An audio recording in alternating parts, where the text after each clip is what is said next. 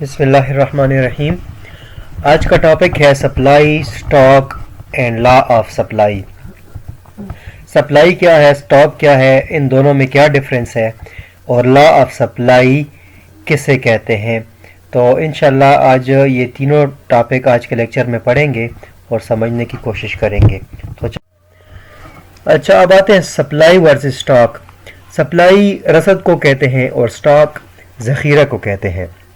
तो इकनॉमिक्स में इसकी डिफिनीशन क्या है वो पढ़ते हैं। सप्लाई है the total amount of a product offered for sale at a certain price. ये बहुत सिंपल डिफिनीशन है।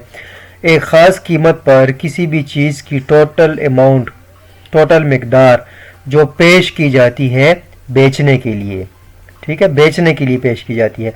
इसकी एक कम्प्रिहेंसिव डिफिनीशन है the willingness and ability of seller to sell different quantities of a commodity at different prices during a specified period। देखें, इसमें दो तीन चीज़ें आप नोट कर लें। एक तो विलिंगनेस, ठीक है, कि जो सेलर है वो राज़ी है किस चीज़ पे, प्राइस पे, कि वो एक सर्टन प्राइस पे एक चीज़ बेचने के लिए राज़ी है। वो बेचना भी चाहता है कि नहीं चाहता। अगर प्राइस कम है तो वो नहीं बेचेगा, अगर उसको प्रॉफिट नहीं मिल रहा तो वो नहीं बेचेगा, वो हाई प्राइस की का वेट करेगा। और दूसरी क्या है, different price during a specified period, एक खास अरसे के दौरान मुख्तलिफ कीमतों पर मुख्तलिफ मिकदार, किसी भी चीज़ की मुख्तलिफ मिकदार। इसका मतलब ये है कि ज़्यादा कीमतों पर ज़्यादा मिकदार और कम कीमतों पर कम मिकदार ऑफर करेगा सप्लायर जो है वो सेल करने के लिए।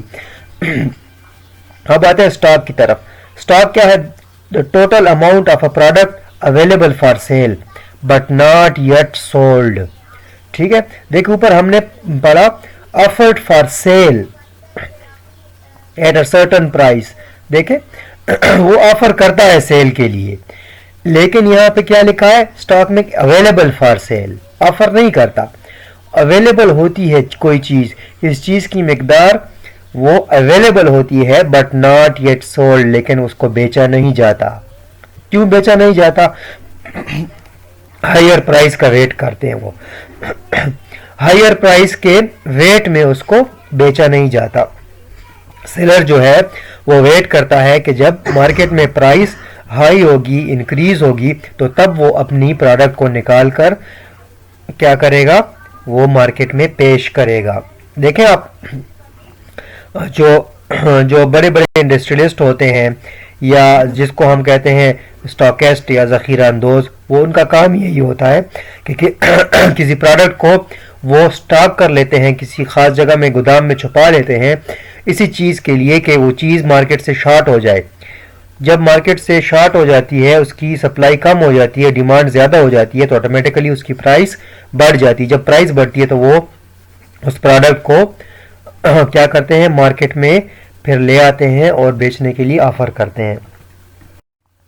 अच्छा, अब आते हैं लॉ ऑफ सप्लाई की तरफ। लॉ ऑफ सप्लाई क्या है, all other factors, technology, input prices, expectation, number of sellers, ये अदर फैक्टर्स हैं। ये आखिर में असम्पशंस में है ये चारों, तो यहाँ पे मैं इसको छोड़ देता हूँ फिलहाल। बीइंग इक्वल, ये तमाम फैक्टर्स अगर इक्वल हो, ये चेंज ना हो, कांस्टेंट हो, तो क्या होगा, तो as the price of a good और सर्विस इंक्रीज, जब भी किसी चीज की प्राइस ज्यादा होती है, द क्वांटिटी ऑफ गुड्स और services that supplier offer will increase, तो उस चीज की क्वांटिटी क्या है, वो इंक्रीज होगी। कौन सी क्वांटिटी? जो ऑफर की जाती है बेचने के लिए, जो सप्लायर ऑफर करता है बेचने के लिए। एंड वाइस वर्सा, या वाइस वर्सा का मतलब ये है कि जब प्राइस कम होगी तो क्वांटिटी सप्लाइड कम होगी। ठीक है, एक और डिफिनीशन देखें, सिंपल डिफिनीशन है, when price of a product increases, जब किसी चीज की प्राइस ज्यादा होती है, बढ़ती है, इट्स क्वांटिटी सप्लाइड इंक्रीजेज, तो उसकी क्वांटिटी सप्लाइड जो है वो ज्यादा होती है। वो ज्यादा, उसकी ज्यादा मिकदार सेलर जो है वो पेश करता है मार्केट में बेचने के लिए। And when price of product decreases, और जब किसी चीज़ की प्राइस कम होती है, इट्स क्वांटिटी सप्लाइड डिक्रीज, उसकी क्वांटिटी सप्लाइड डिक्रीज होती है। सिट्रस पेरिबस का मतलब ये all other factors being equal.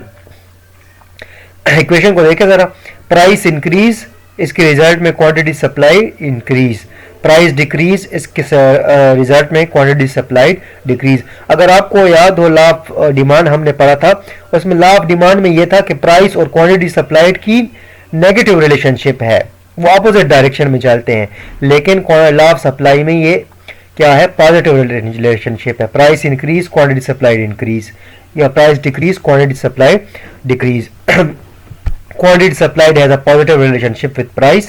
People will sell more of a product at high price. High price पे लोग ज्यादा सेल करेंगे, ज्यादा चीज बेचेंगे, और कम प्राइस पे कम चीज बेचेंगे। अब टेबल और डायग्राम की वजह इसकी एक्सप्लेनेशन है। टेबल को देखें, प्राइस को देखें, प्राइस वाले कॉलम को देखें। जब प्राइस $15 है तो क्वांटिटी सप्लाइड जो है वो 5000 है। 5000 kg हो सकता है, मन हो सकता है, या 5000 पीसेस, यूनिट्स जो आप ले लें। प्राइस 12 पे 4000, 9 पे 3000, 6 पे 2000 और 3 पे 1000। तो आप देख रहे हैं कि जो प्राइस कम हो रही है, क्वांटिटी सप्लाइड भी कम हो रही है। या आप इसको नीचे से पढ़ें तो देखें, प्राइस 3 पे 1000, 6 पे 2000, 9 पे 3000, 12 पे 4000 और 15 पे 5000। मतलब ये है कि प्राइस जो इंक्रीज हो रही है, क्वांटिटी सप्लाइड भी इंक्रीज हो रही है। मतलब ये है कि इन दोनों का आपस में पॉजिटिव रिलेशनशिप है। टेबल की तरफ आए, इन्हीं वैल्यूज को हमने एक ग्राफ में प्लॉट किया है। तो देखें 3 पे 1 पे मतलब 1000, 6 पे जो है वो 2000, 9 पे जो है 3000, 12 पे जो है वो 4 है मतलब 4000 और 15 पे 5 है। तो इन सारे पॉइंट्स को अगर हम ज्वाइन करें तो हमें एक पॉजिटिवली स्लोप एक कर्व मिलेगा, जिसको हम कहते हैं सप्लाई कर्व। असम्पशंस की तरफ आ जाते हैं। तो पहला देखें, असम्पशंस क्या है? असम्पशंस वो वेरिएबल्स हैं, अगर वो चेंज नहीं होंगे तो लॉ वैलिड होगा। अगर ये वेरिएबल चेंज होंगे, कांस्टेंट नहीं रहेंगे, तो फिर ये लॉ जो है वो वैलिड नहीं होगा, ये गलत साबित हो जाएगा। तो देखें लॉ, जरा आप गौर करें, लॉ हमें प्राइस की वजह से क्वांटिटी सप्लाइड जो है उसमें चेंज बताता है, प्राइस की वजह से। अगर प्राइस के अलावा इन चीजों में चेंज आए तो क्वांटिटी सप्लाइड चेंज होगा, तो वो प्राइस की वजह से नहीं होगा। लेकिन लॉ तो हमें प्राइस की वजह से बता रहा है, तो फिर क्या होगा, लॉ गलत साबित हो जाएगा। तो इसलिए ये चीजें कांस्टेंट होनी चाहिए। पहला है number of sellers. Number of sellers अगर कांस्टेंट नहीं होंगे, कि नंबर ऑफ सेलर्स बढ़ने से क्या होगा, क्वांटिटी सप्लाइड बढ़ेगी, प्राइस की वजह से फिर नहीं बढ़ेगी, नंबर ऑफ सेलर्स की वजह से बढ़ेगी, तो फिर लॉ गलत साबित हो जाएगा। और नंबर ऑफ सेलर्स कम होने की वजह से सप्लाई जो है वो कम होगी। देखिए प्राइस अगर वही रहे तो फिर भी नंबर ऑफ सेलर्स के बढ़ने कम होने से सप्लाई बढ़ेगी और कम होगी, तो लॉ गलत होगा। लॉ तो कहता है कि प्राइस के बढ़ने कम होने से सप्लाई पे इफेक्ट होता है, लेकिन यहाँ पे नंबर ऑफ सेलर्स से हो रहा है, तो फिर लॉ गलत साबित होगा। तो ये शुड बी कांस्टेंट, ये कांस्टेंट होना चाहिए। इस तरह टेक्नोलॉजी है, टेक्नोलॉजी के चेंज होने से भी का जो प्रोडक्शन है, सप्लाई है, वो चेंज होगी। टेक्नोलॉजी अगर ज़्यादा होगी, अच्छी होगी, तो प्रोडक्शन ज़्यादा होगी, सप्लाई ज़्यादा होगी। अगर टेक्नोलॉजी कम होगी या ख़राब टेक्नोलॉजी होगी, तो फिर क्या होगा, सप्लाई जो है वो कम होगी। लेवल ऑफ एक्सपेक्टेशंस जो है वो सेम होने चाहिए।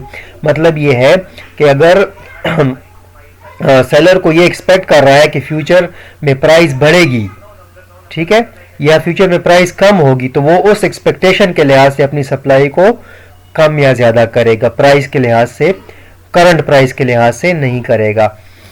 तो चौथा नंबर है price of inputs should not change. Inputs की जो प्राइस है वो चेंज ना हो। देखें इनपुट्स वो चीज़ें हैं जिनकी वजह से, जिनसे मिलकर कोई प्रोडक्ट बनता है, जैसे कि रॉ मटेरियल्स हैं, मशीनरी वगैरह, ये सारी जो है, लेबर है, तो ये इनपुट्स हैं। तो अगर इनकी प्राइस ज़्यादा होगी तो कास्ट ऑफ प्रोडक्शन ज़्यादा होगी, ज़्यादा खर्चा आएगा। तो आपको तो पता है फर्म के पास तो फिक्स बजट होता है, अगर उसका खर्चा ज़्यादा होगा तो वो कम चीज़ें उस बजट में पैदा करेगा। अगर कास्ट ऑफ प्रोडक्शन उसकी कम होगी, इनपुट्स की प्राइसेस कम होगी, तो वो उस कम बजट में ज़्यादा चीज़ें प्रोड्यूस करेगा। ज़्यादा चीज़ें प्रोड्यूस करेगा तो सप्लाई बढ़ेगी, कम चीज़ें प्रोड्यूस करेगा तो सप्लाई कम होगी। वो अदर देन प्राइस की वजह से होगी, इनपुट्स के प्राइस की वजह से होगी। तो ये क्या है, ये कांस्टेंट होनी चाहिए, ये भी चेंज नहीं होनी चाहिए। तो आज का लेक्चर इतना ही था। उम्मीद है आपको सप्लाई स्टॉक और लॉ ऑफ सप्लाई की समझ आ गई होगी। अगर आपको लेक्चर पसंद आया हो तो मेरे चैनल को सब्सक्राइब करना ना भूलें।